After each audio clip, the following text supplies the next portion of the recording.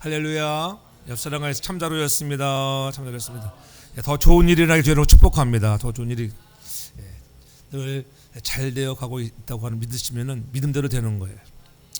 여러분은 진정 누구를 닮아가고 있습니까? 여러분들이 자신들을 돌아볼 때 나는 누구를 닮아가고 있는가? 사람은 의식하지 않아도 닮아갑니다. 어린 아이들이 여러분들 그들에게 무언가를 가르치지 않아도 여러분들의 자녀들은 여러분들을 닮아갑니다. 왜냐하면 사람은 자주 바라보는 것을 닮아가게 되어 있어요.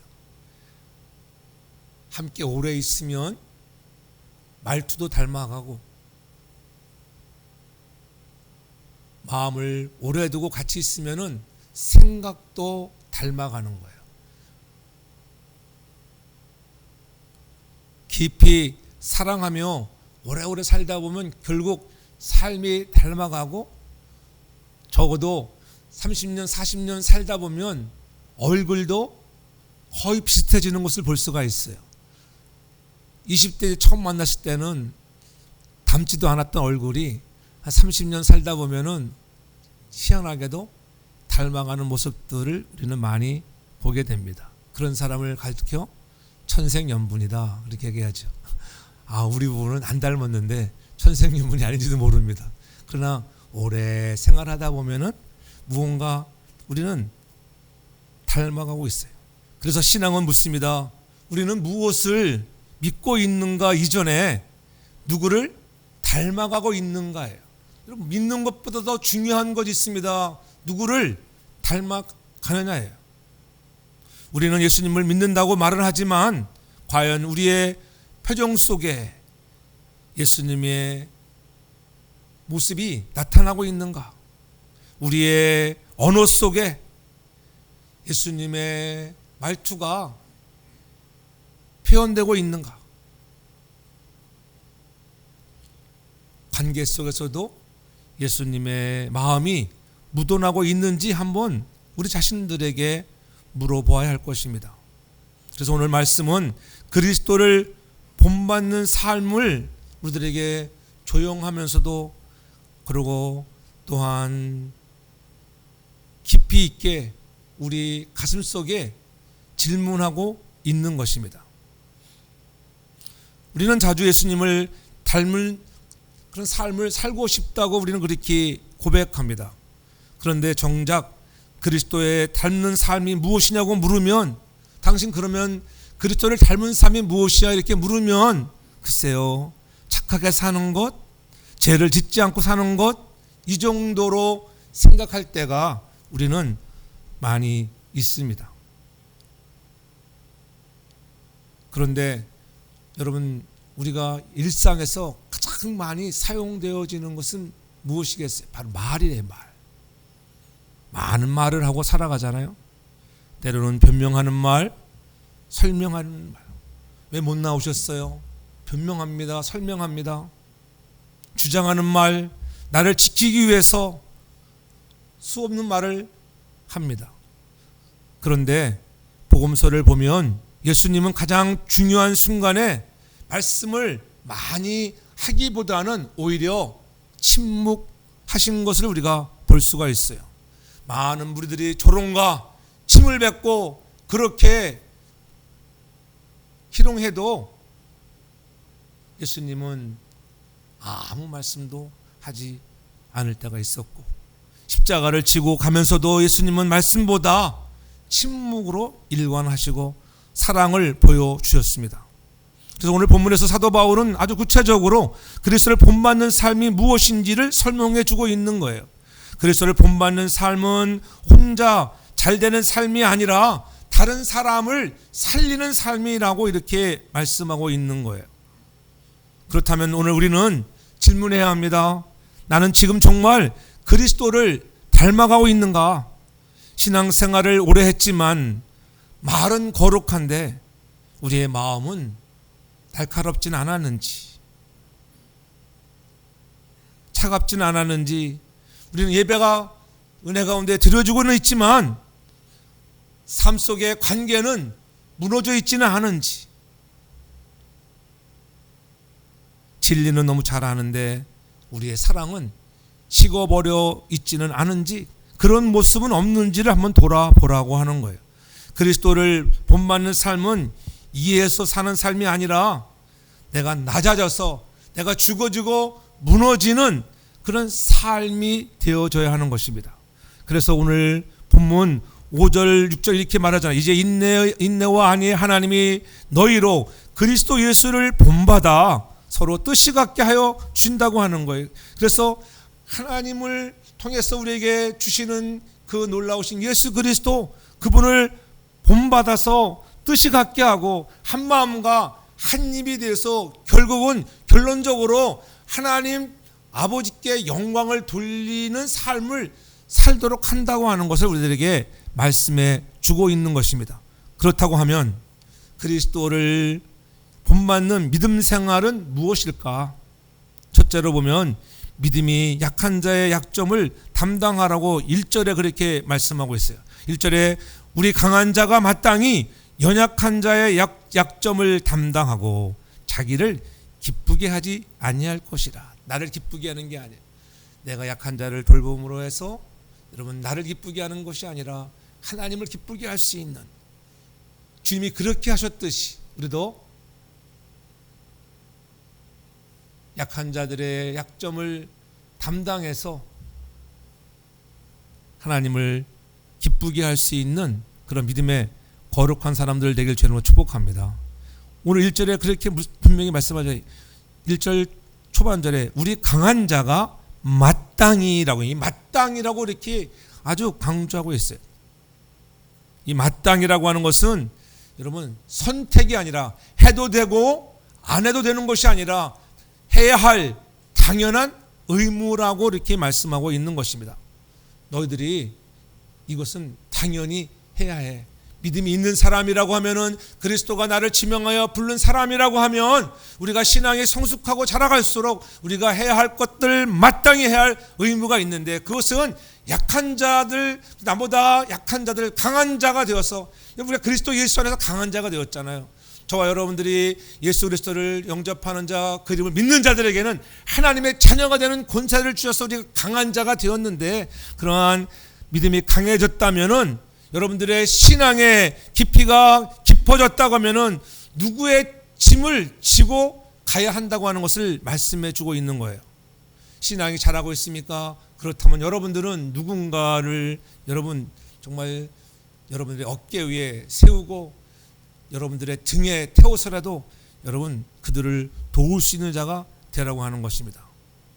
이제는 누군가의 짐을 질 차례라고 하는 거예요.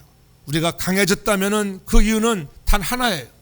여러분들 강해졌다고 하면은 여러분이 잘나서가 아니라고 하는 거예요. 그래서 사도 바울은 에베소서 2장 8절에 분명히 그렇게 말씀하잖아요. 너희가 그 은혜로 인해서 믿음으로 말미암아 구원을 얻었다. 여러분이 강해진 것은 하나님의 은혜인 것을 믿으시기 바랍니다. 이 은혜가 날마다 우리에게 임하셔야 된다고 하는 거예요. 하나님의 은혜를 날마다 사모해야 돼요. 은혜는 우리를 편하게 하지 않고 여러분 책임 있는 사람으로 만드는 거예요. 여러분 은혜를 받으면 그래서 책임 있는 사람이 돼야 돼요. 그저 은혜 받으면 목사님 은혜 받았으면 좋았습니다. 이게 은혜가 아니라는 거예요. 은혜를 받았으면 책임 있는 사람으로 바뀌어지는 거예요. 교회가 필요할 때에 눈이 내렸습니다. 눈을 치러 올 수 있는 마음, 그런 마음들이 다 마찬가지예요. 그게 은혜 받은 사람들의 모습이에요.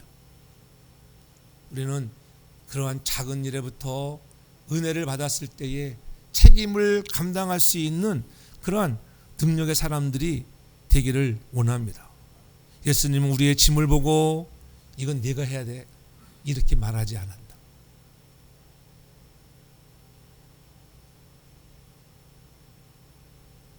은혜로 구원받은 자는 반드시 우리가 변화된 삶을 살고 나아가야 한다고 하는 것, 우리가 조금씩 닮아가야 합니다.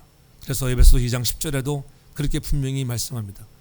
우리는 예수 그리스도 안에서 선한 일을 위하여 지으심을 받은 자다. 선한 일을 해야 할 것들이 무엇인지를 한번 여러분들이 돌아볼 수 있기를 바랍니다. 믿음이 강한 자가 할 일은 모든 고난과 기회를 소유하고 누릴 것이 아니라 믿음이 약한 자의 약점을 담당하라고 하는 거예요.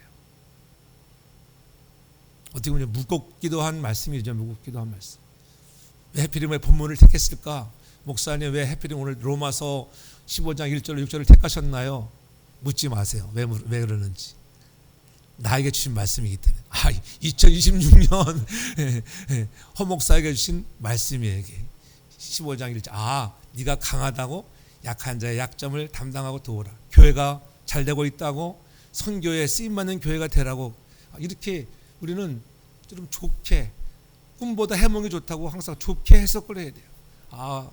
우리를 통하여 하나님이 강한 자로서, 그렇잖아요, 먹고 마시고 노는 것이 아니라 여러분 약한 자들의 약점을 담당해서 도울 수 있는 그러한 교회가 되기를 주의 이름으로 축복합니다.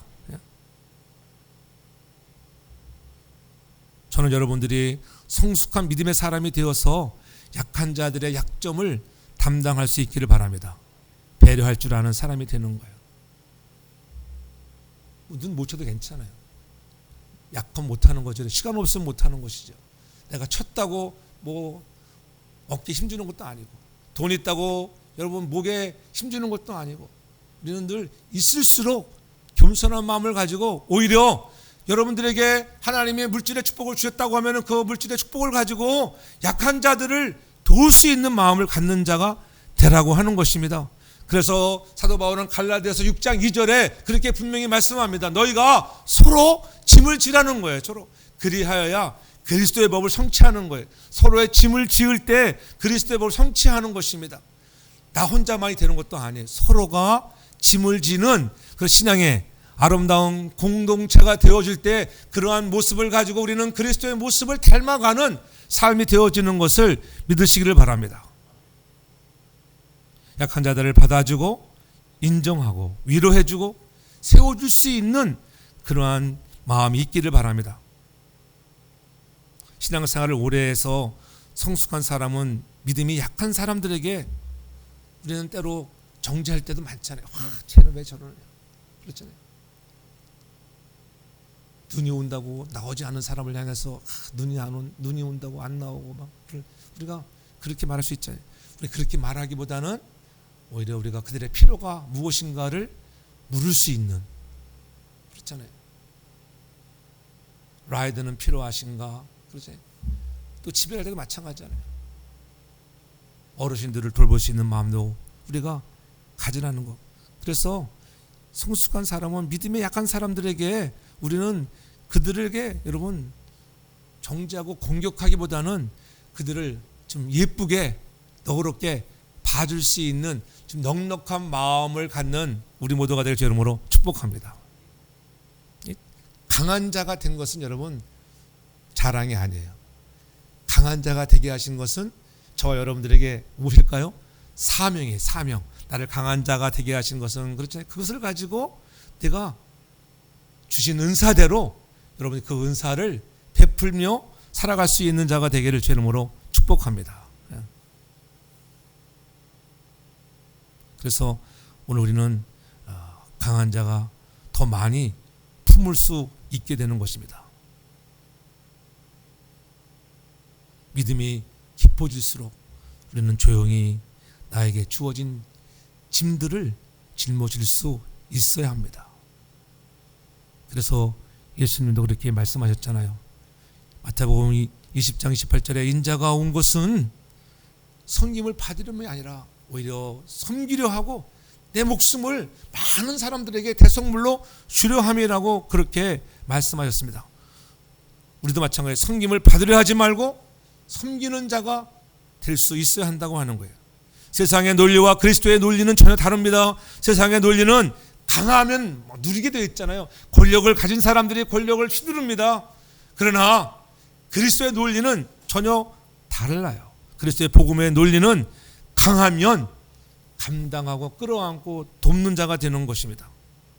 예수님은 가장 강하신 분이었지만 그렇죠? 하늘 권세를 가지신 왕이신 그분이 이 땅에 초라한 사람의 모습으로 내려오셔서 자신의 권리를 주장하지 않으셨습니다. 우리의 죄악을 담당하시기 위하여 묵묵히 대속의 십자가를 지셨던, 자기의 주어진 그러한 임무들을 성실히 감당하셨던 분이라고 하는 것. 사도행전 2장에도 보면 새로운 예루살렘 교회의 공동체가 성령으로 충만받고 그들이 살아가는 모습들을 볼 때에 나누고, 약한 자들을 돕고, 정말 또 강한 자들은 또 위로를 주고, 그런 모습들을 우리가 봅니다. 믿음의 공동체는 짐을 나누는 그런 공동체가 되어야 돼요. 서로가 각자 서로의 짐을 질 수 있는 그러한 믿음의 공동체. 내가 할 일은 무엇인가? 한 사람 한 사람이 얼마나 중요해요. 여러분, 한 사람이 아무것도 아닌 것 같아도 한 사람 한 사람이 매우 중요한 사람인 것을 믿으시기 바랍니다.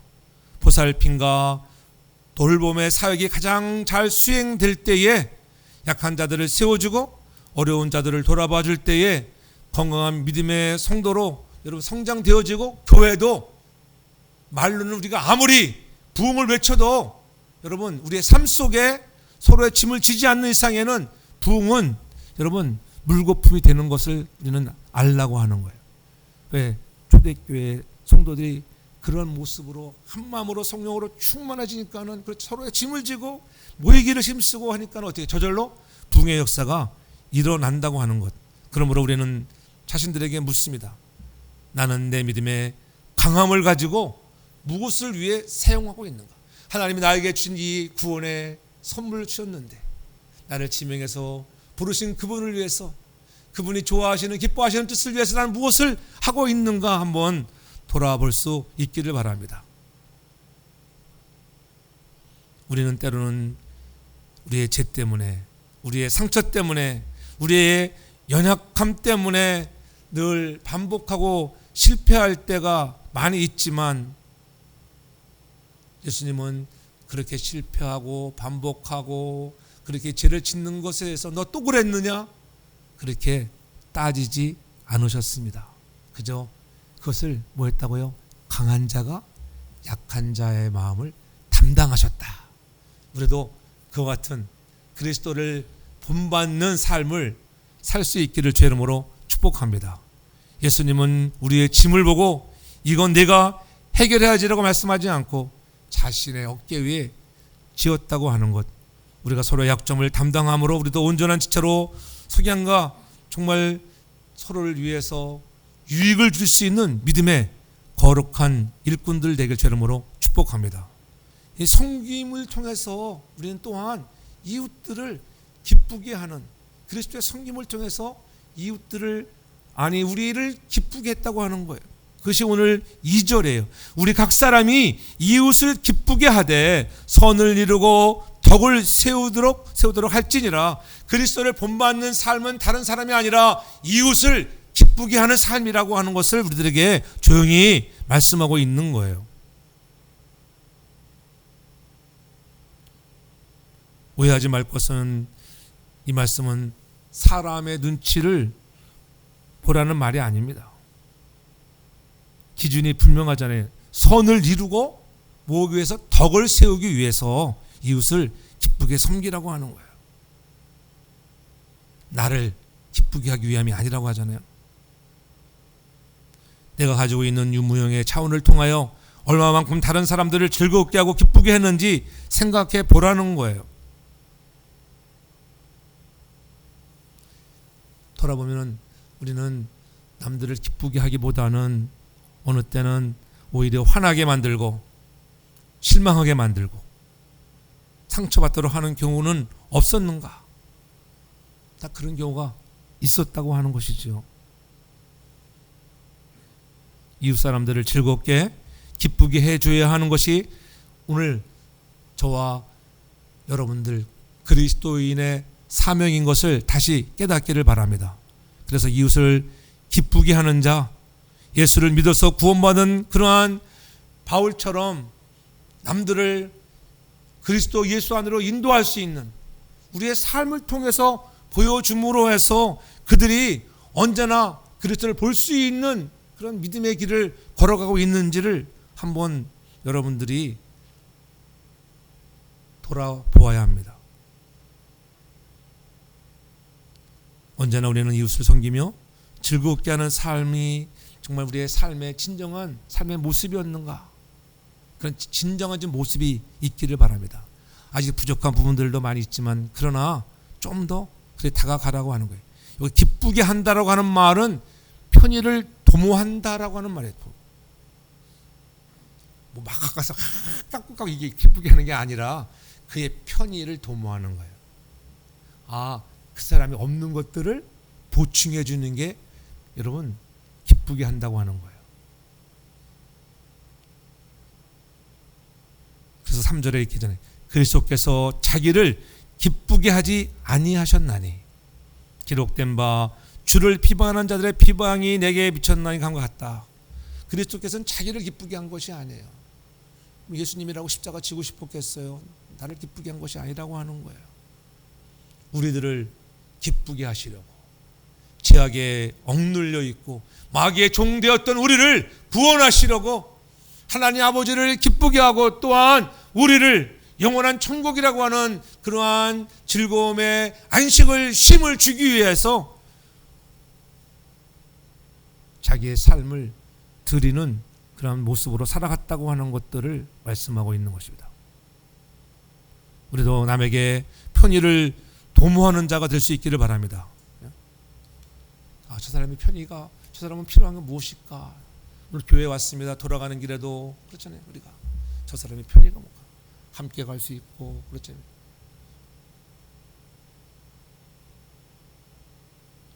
예전에 사람들이 말 때는 각자 사람들의 필요한 사람들 많이 있잖아요. 부족한 사람들도 많이 있고 우리가 그런 사람들을 돕고 헌신하는 거예요. 어르신들이 말할 때 옛날에 어르신들 70세 노인들 말할 때 뭐 우리 여건물 법당했을 때 보면은 예전에 한창 때는 막 노인들이 막 17명, 15명 이상 보면 한쪽 끝에 다 노인들 앉아가 쫙 가지고 노인들 많아도 골치 아프더라고 보니까 애들 같아가지고 막 서로 싸워 막 그냥 서로 자기 자랑하다 막 싸우기도 하고 막 그랬어요. 지금도 기억나는 게 두 분이서 어떤 분이 그분 집사님 이런 생각하는 애 키큰 목사님 서로 막 아들 자랑 팍 하니까는 우리 아들도 잘 나가고 있는데 우리 아들도 저 사랑의 교회 부목사야 막 그러면서 자랑하더라고. 필요한 것들이 있잖아요. 많은 필요. 어떤 분은 차량이 없어가지고 늘 라이더가 필요한 분들도 있잖아요. 남의 차 타고 다니는 분들은 여러분 그 남의 차 타는 게 쉬운 게 아니잖아요. 근데 부담스러울 때가 있잖아요. 부담 갖지 않도록 배려하는 마음, 그런 것들이 사랑의 마음이라고 하는 거예요.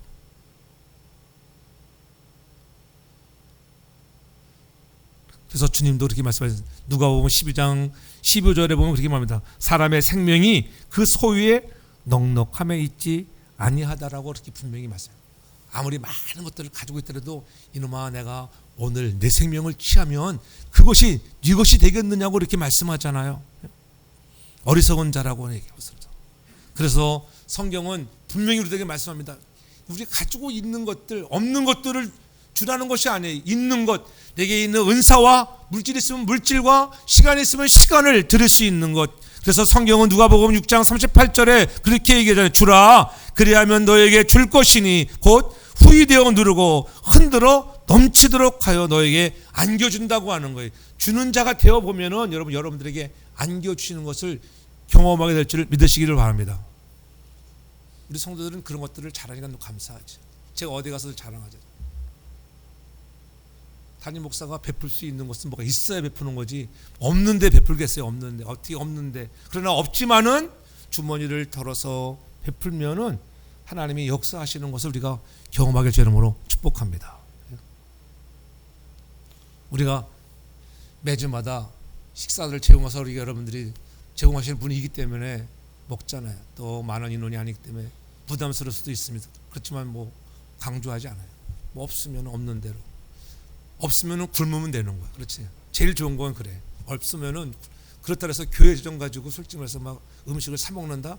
저는 그런 걸 제일 싫어하는 사람 중에 하나예요.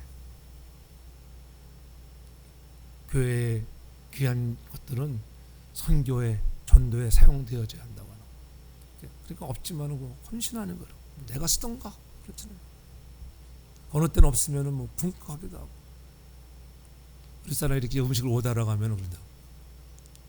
각 이 집 저 집 다닐 때가 있잖아요. 어느 집은 뭐 선물도 주잖아요. 이렇게 사모님 이거 가져가세요. 우리 사람 어제 그렇지 못 주는데 막 뭘 주더래. 됐다고 안 가져간다고. 됐습니다. 괜찮아요. 막 저렇게 내가 그랬지. 그래서 여보 왜 안 받아 가져왔어? 받아 가져와야지.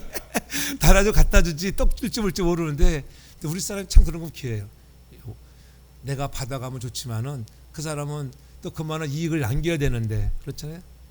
그게 아름다운 덕을 세우는 사람의 모습이라고 하는 거. 예? 우리가 작은 것 하나이지만은 그렇게 서로를 배려할 줄 아는 믿음의 사람들. 예루살렘 교회가 그런 교회였습니다. 성령이 충만하니까는 모든 물건을 서로 통용하고 자산과 소유를 팔아 각 사람의 필요에 따라 나눠 주었습니다. 그리고 하나님을 찬미했다고 하는, 하나님께 영광을 돌리는 거예요. 하나님이 이만하면 그거 받지 않아도 살아갑니다. 이만하면 됐습니다. 찬미하니까는 어떻게 온 백성이 칭송했다는 거죠. 그것이 사도행전 2장 47절이에요. 47절. 하나님을 찬미하며 또 온 백성에게 칭송을 받으니 주께서 중요하잖아요. 구원받는 사람을 뭐 했다? 날마다 더하게 하시니라. 아멘. 아멘도 크게 하세요. 아멘 좀 해보세요. 아멘. 구원받는 사람들을 날마다 더하게 하시니라. 어느 때에 그리스도의 모습을 본받아 나누며 베풀며 하나님을 찬미하며 온 백성들에게 칭송을 받을 때, 여러분 칭송받는 성도, 칭송받는 교회가 되길 여러분 축복합니다. 우리 성도교회 뭐 남한테 우리가 뭐 피해 준 것이 없잖아요. 칭송은 많이 받잖아요. 칭송 줄 수 있는 그런 믿음의 큰 그릇들이 되길 저는 축복합니다. 그리스도를 본받는 생활은 이웃을 도움으로 해서 기쁘게 하는 자가 되는 거예요. 그래서 하나님께 영광을, 내 영광이 아니에요. 아 내가 뭐 있어, 내 영광이 아니라 하나님 영광을 가로채는 자가 아니라 하나님께 영광을 올려드릴 수 있는 마음을 가지고 우리가 기쁘게 할 수 있기를 바랍니다. 그래서 자기 부인의 복음의 핵심이에요. 나를 부인하라는 거예요. 예수님의 십자가는 단순한 모범이 아닙니다. 대속의 여러분 짐을 대신 지어 주었다고 하는 거잖아요. 그러므로 해서 우리가 믿기만 하면은 얻는 천국이라는 기쁨을 누리게 되는 것 아니겠어요? 그러면 우리는 이 기쁨을 알지 못하는 자들에게 전할 수 있는 우리 모두가 되길 바랍니다. 주님께서 맞고 찔렸잖아요. 이사야 53장 5절에 그가 찔림은 우리의 허물 때문이요 이렇게 분명히 말씀합니다. 그가 상함은 우리의 죄악을 인함이라. 저 여러분들의 죄악 때문에 주님이 여러분 창에 찔리고 침을 뱉고 모욕을 당하고 가시면류관을 쓰는 아픔들, 가시관을 그런 쓰는 아픔들이 있었습니다.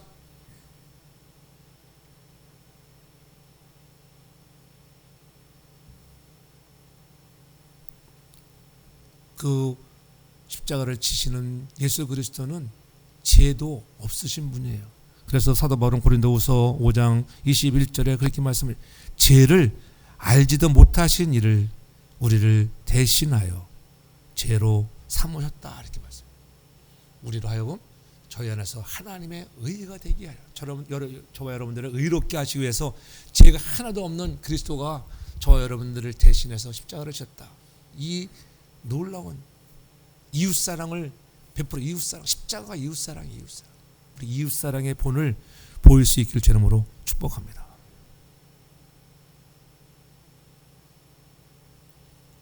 우리가 받아야 할 정죄를 혼자 받으신 것입니다.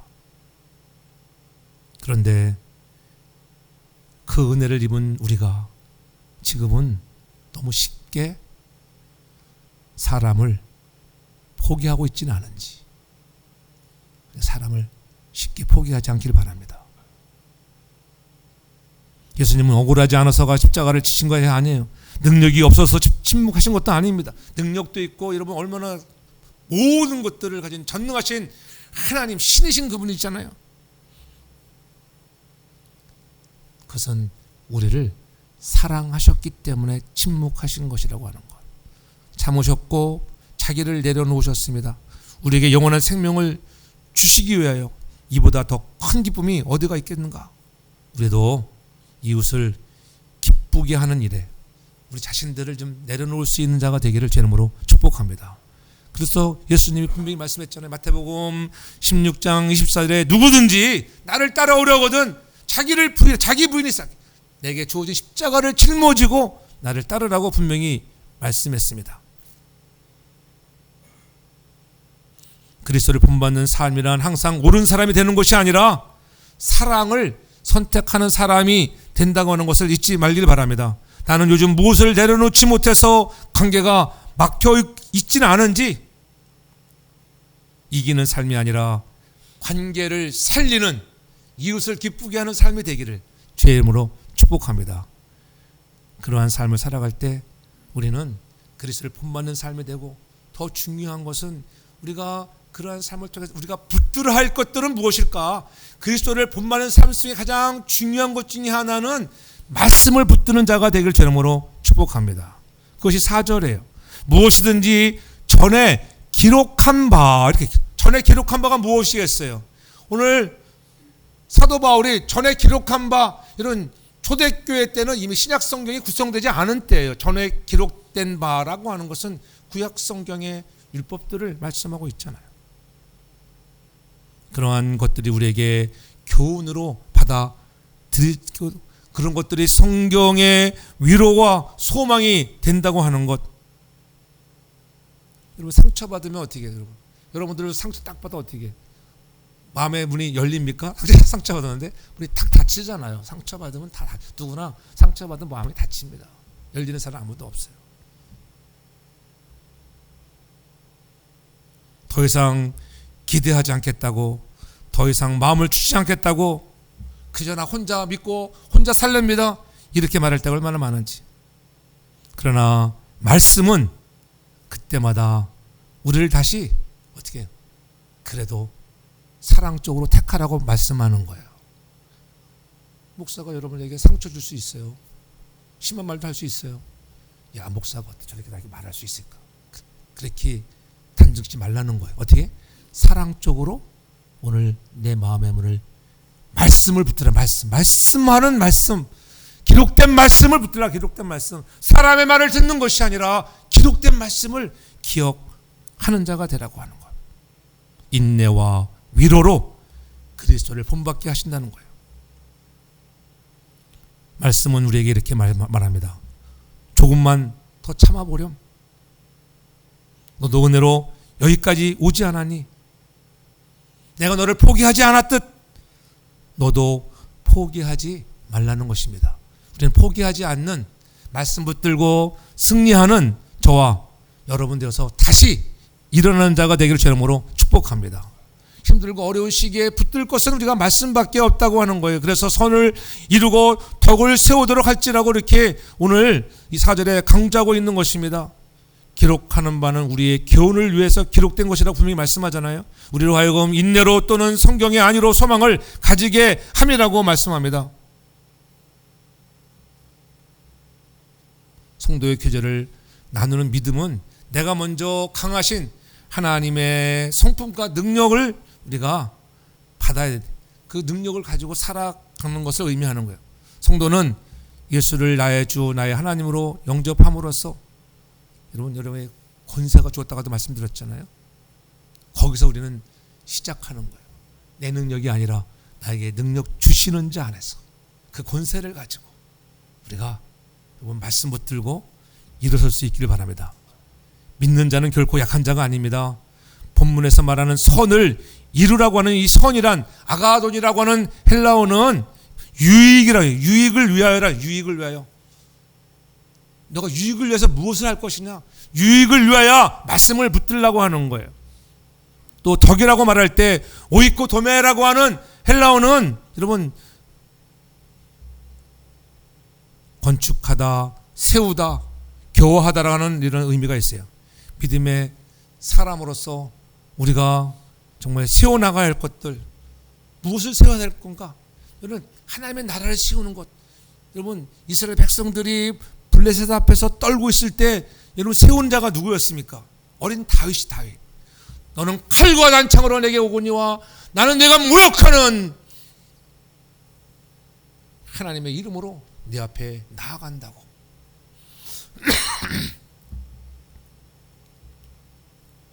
우리는 그와 같은 믿음으로 나아갈 수 있기를 바랍니다. 목표를 향하여 전진할 수 있는 이스라엘을 세우기 위하여 덕을 세운 자가 바로 다윗이었습니다. 나의 유익이 아닙니다. 죽을 수도 있습니다. 그러나 이스라엘을 세우기 위해서, 오늘날로 다른 말로 하면 여러분의 가정을 세우기 위해서, 더 넓게는 교회를 세우기 위해서, 더 폭넓게는 하나님의 나라를 세우기 위해서 우리는 선을 이루는 저와 여러분 모두가 될 줄로 축복합니다. 그래서 요한복음 5장 39절에 너희가 성경에서 영생을 얻는 생각하고 성경을 상고하거니와 이 성경이 곧 내게 대하여 증거하는 것이라. 붙들 것 말씀 66권 성경인 것을 믿으시기를 바랍니다. 그 성경을 많이 읽어야지 그 말씀 속에 그리스도를 본받아 살아가게 되는 것입니다. 소망 있는 사람은 현재의 삶에 성실하고 열심히고 목표를 향해서 전진하는 것입니다. 나를 본받으라고 사도 바울은 늘 얘기했잖아요. 뭐 사도 바울도 여러분 얼마나 화를 내고, 뭐 사도 바울의 말씀이 누가 재미난 말로 사도 바울도 설교를 이렇게 뭐 유창하게 한 것은 아니었다고 그러잖아요. 그러니까 어떻게 삼층루에서 말씀을 듣다가 졸다가 떨어져 죽는 사람도 있었는데 그렇잖아요. 그러나 늘 사도 바울이 강조했던 건 나를 본받아 내게 이 건강과 이런 능력을 준 것은 하나님의 나라를 선포하고자 하는 그 열정, 패션을 본받는 자 되길 주님으로 축복합니다. 그래서 히브리서 4장 15절에는 우리에게 있는 대제사장은 우리의 연약함을 체휼하지 아니하는 자가 아니요. 우리의 연약함을 체휼하다고 하는 것은 약간 어려운 단어. 동정이라고 하는 개혁개정에서는 동정. 우리가 연약함을 동정하지 아니하는 자. 연약함 다른 말로 하면 뭐예요? 부정을 썼잖아요. 이게 우리의 연약함을 동정하는 사람이야. 너는 약한 자야, 약한 자. 약하니까 어떻게 돕고 싶잖아요. 약하니까. 약하다고 내버려 두는 사람이 아니라고 하는 거예요. 우리는 늘 본질과 비본질 면에서 우리가 구분할 줄 알아야 돼요. 여러분, 비본질에 대해서는 얼마든지 우리가 양보할 수 있고, 여러분들이 조용할 수 있어요. 그러나 본질 면에서는 양보하는 자가 되지 않길 바랍니다. 예수님 부활하셨다, 십자가에 죽으셨다, 이게 본질의 비본질이에요. 본질에는 추워도 양보가 없는 것입니다. 나 위에 죽었다고 하는 것, 이것은 변함이 없는 거예요. 나 위에, 여러분을 위해 부활하셨다고 하는 것. 이렇게 초신자들 중에 보면은 교회의 모습에 너무 깊이 알면은 상처받고, 그렇지 깊이 들어가 좀 인발부 돼야 되는데, 난 그저 예배만 드리고 집에 가야지, 이런 사람도 종종 있잖아요. 왜냐면 알면 알수록 교회 문제도 있고 시끄러워, 이런 사람도 있어요. 실망한다고 생각하는 사람도 있습니다. 그래서 교회 어떤 모임이나 일에 참여하지 않는 분들도 있습니다. 그것은 왜 그러냐면은 교회 공동체의 아름다운 즐거움과 기쁨을 맛보지 못해서입니다. 말씀이 신앙의 기준이 되기를 바랍니다. 사람의 기준이 아니에요. 그래서 와보니까는 우리 성철 성도도 보면 이렇게 가족 수련회 갔다 오는 이후로는 참 열심히 가보니까 즐거움이 있구나. 교회가 이런 즐거움이, 작지만 큰 교회 사명을 감당할 수 있길 바랍니다. 그때 여러분, 사람들을 살리는 거예요. 주님은 아직도 우리를 포기하지 않으셨습니다. 우리는 몇 번이나 실망시키고, 우리는 몇 번이나 주님에게 등을 돌렸고, 몇 번이나 마음속으로 사람들을 지워버렸는데, 그래도 주님은 아직도 우리를 포기하지 않으신다고 하는 말씀이신 예수 그리스도를 붙드는 저와 여러분들 되기 바랍니다. 그러므로 로마서 8장 1절에는 그렇게 분명히 말씀합니다. 그러므로 이제 그리스도 예수 안에 있는 자에게는 결코 정죄함이 없다. 그리스도 안에 있으면은 좀 연약하고 부족하지만은 정죄함이 없어. 한번 믿음으로 해서 여러분들 영원한 소망 되시는 천국이 여러분의 것인 것을 믿으시기를 바랍니다. 남을 배려하고 남을 행복하게 함으로써 내가 행복해지게 되는 이 아름다운 신앙의 공동체가 되어져 갈 때 하나님의 문대인 교회는 더욱더 새로워지고 변화되어지고 여러분 부흥되어지는 것을 여러분 믿으시기를 바랍니다.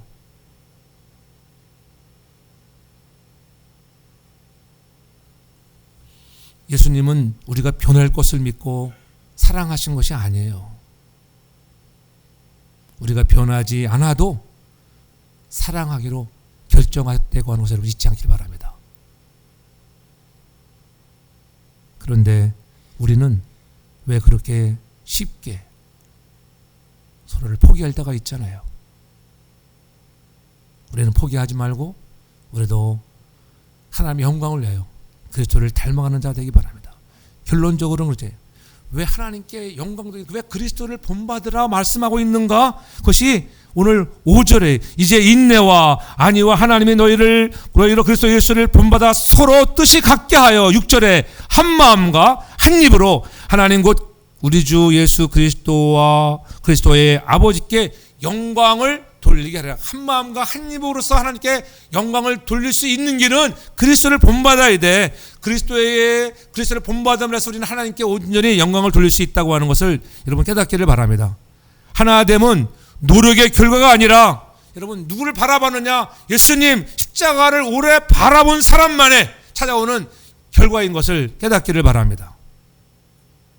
그래서 에베소 4장 2절에 모든 겸손과 온유로 오래 참으라. 오래 참. 겸손하게 온유한 마음을 가지고 오래 참고. 우리 살아왔던 사람들인데 하나님이 우리를 양처럼 아주 길들여 가시는 거잖아요. 아직도 우리 다 길들여지지 않았습니다. 그것이 온유의 의미예요. 온유의 다른 의미가 그런 거예요. 사나운 짐승을 길들여서 가는 그런 마음들.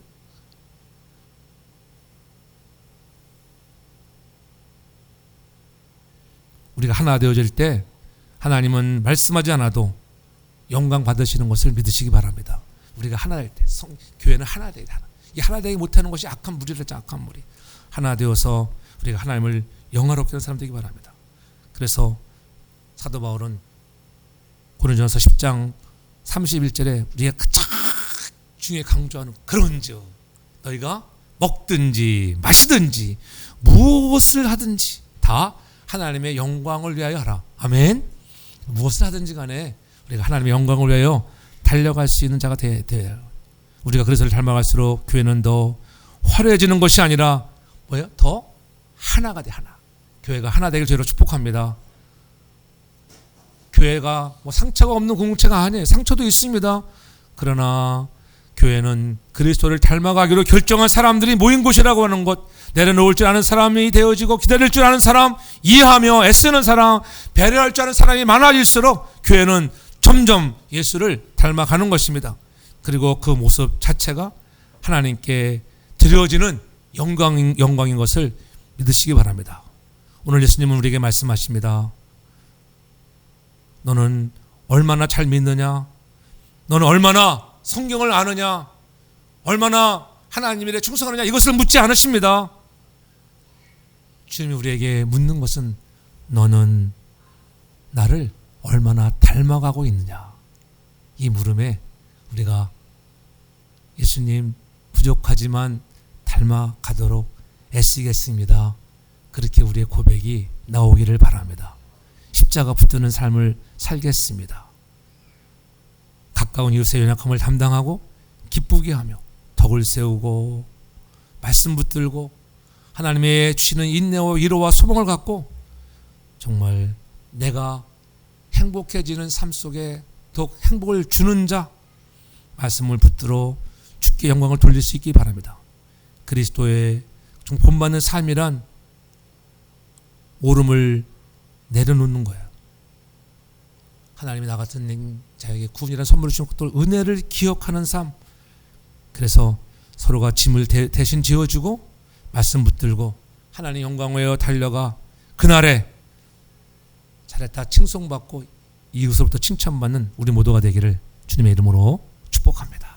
사랑의 아버지 하나님, 우리는 다 예수님을 말로만 사랑한다고 하지 않았는지 태도나 삶을 보면 아직도 예수님을 닮아야 하는데 예수 닮기 원하고만 있지 아직도 부족할 때가 많았던 것, 그럼에도 우리를 포기하지 않은 하나님의 사랑을 가지고 더욱더 예수님을 본받는 삶을 살아갈 수 있도록 도와 주시옵소서. 강한 자가 약한 자의 약점을 담당하고 도우시는 마음도 주시고 늘 이웃을 기쁘게 하는 자가 되게 하셔서 말씀 붙들고 승리하여 오직 먹든지 마시든지 무엇을 하든지 간에 하나님 영광이 되게 하여 주옵소서. 예수님 거룩하신 이름으로 기도합니다. 아멘.